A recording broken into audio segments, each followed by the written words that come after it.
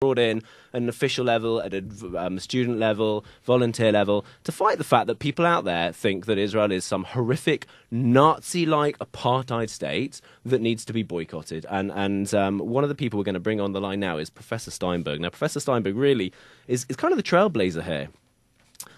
He is the NGO Monitor head, and he's also a professor at Bar-Ilan University. To my mind, I don't think anyone really brought up the danger of what was going on here until Professor Steinberg really started rattling the cage and saying, hey, this is a real threat against Israel. Professor Steinberg, are you on the line with us? I am on the line. Hello, Professor Steinberg. Good morning. Good morning. You are with me, Jason Perlman, and Guy Seaman on tlv1.fm, politely rough. We're taking a slightly more comical look at trying to get hold of Barafat Eli. Unfortunately, we were unsuccessful. So I'm close enough. We're going to go with you. I mean, I was just saying there that, people I don't think realised how serious the boycott threat was until NGO Monitor really took up the flag and started saying, hey, this is an issue. Firstly, why is it? Why do people like Roger Waters from Pink Floyd think that it's a great idea to stand up and say Israel is not to be dealt with? Okay, I'm going to be an academic. I'll try to keep it for less than 90 minutes and give a quick history. In September 2001, there was a massive event. It was called a Conference Against Racism and Discrimination and Xenophobia under the auspices of the United Nations Human Rights Commission.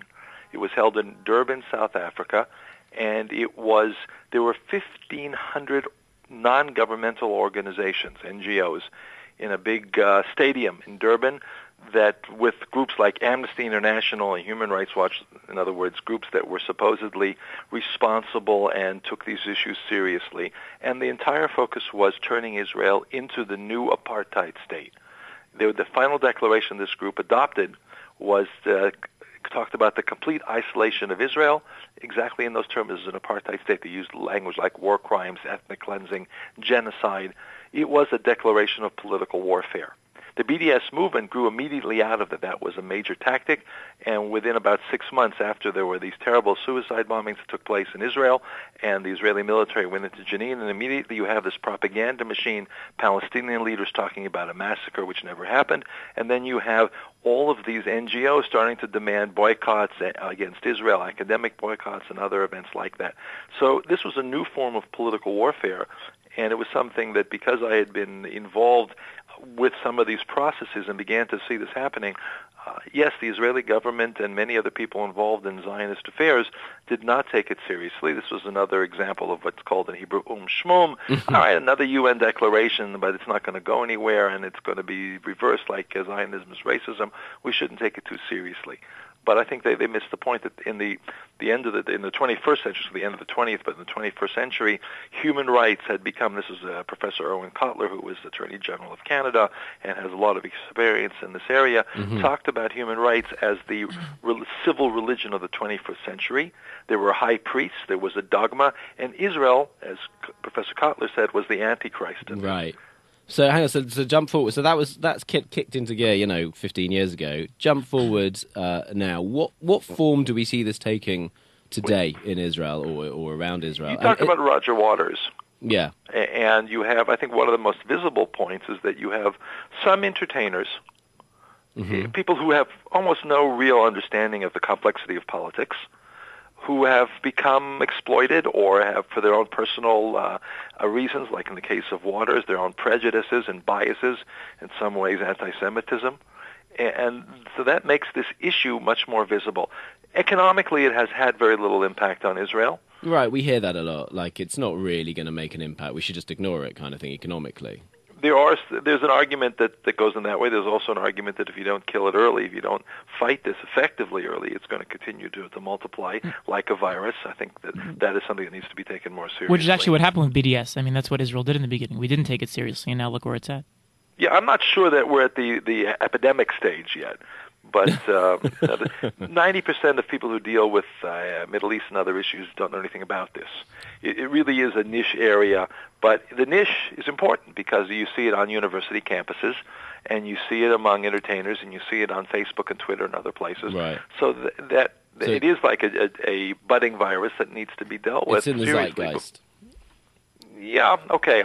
It is this attempt among people who have these radical trophies from opposing apartheid in South Africa to find some other meaning in their life. And the fact that that meaning is exactly the opposite, is exactly the moral inverse of fighting apartheid, which means promoting this anti-Semitic campaign against the right of the Jewish people to national self-determination, that doesn't bother them. They don't see that. Right. So in that sense, and you really, to fight this, and I think that was at the beginning of this conversation, why did it take so long? It took, whatever reasons it did, it took a long time for the Israeli government, and still there are parts of the Israeli government who don't see that this is a serious issue. I think we do. I mean, we've had Knesset legislations. We've had it's still not on the level that I think maybe, as you said, it should be. Let's skip actually to fighting it, because just to sum up, Bar Raffaeli really made headlines. She was in every major newspaper. The blog that actually retweeted her tweet was in everything from the Telegraph to the Daily Mail and across the United States as well. Is that the way to fight it? I know that so many people say, you mentioned epidemic. Israel has so much to do with medical research that, actually if it were an epidemic, we'd probably be better at fighting it than if it was just a viral online problem. But what's the best way of fighting it? How do we best stand up and say, all right, enough of this? This is the opposite of the 90-minute speech, right? This is naming and shaming, 3 words. Naming and shaming the organizations, the individuals who lead the BDS process need to be named and shamed, embarrassed, ridiculed in every possible way. But I think we've been trying that. I don't think we've seen that it works at all, I actually. think Bar Raffaeli actually hit the nail on the head. This is an example. Yeah. And you fight fire with fire, whatever the appropriate cliche is.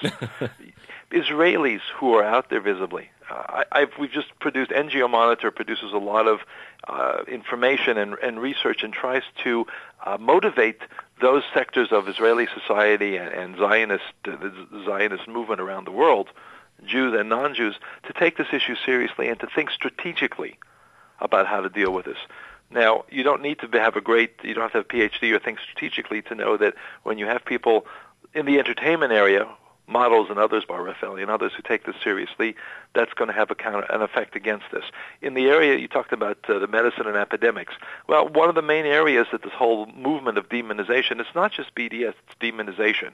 It's denial of the right of the Jewish people to national self-determination. That's a very important moral concept and political concept. The accusations that Israel is somehow responsible for the medical suffering of Palestinians, there are a number of organizations, a group called Physicians for Human Rights Israel. The names are wonderful, but what they do is they abuse medical issues in order to falsely accuse Israel of war crimes and other things. These are politically fringe, radical people who've been involved, campaigners for many years. And what we're now doing is we've just issued a report on this. We're taking this to hundreds of doctors and medical experts, personnel, researchers, and say, when you go to your conferences and there are anti-Israel resolutions, this is what the information we can give you to fight that. So it's got to be a mobilization. You're naming and shaming as well there, which is key to the strategy that you're talking about. This is a war situation. Mm-hmm. It's a political war. It's a war that we are not used to fighting. And in any kind of war situation, you've got to have a good strategy, good tactics. The strategy, as I said, is naming and shaming. But then you've got to have a lot of people involved in this. This is not something we're going to leave this to the experts. I'm not going to get involved in politics. So if they call Israel an apartheid state when I'm giving a speech, I'm just going to ignore it and do my medical presentation on what happens.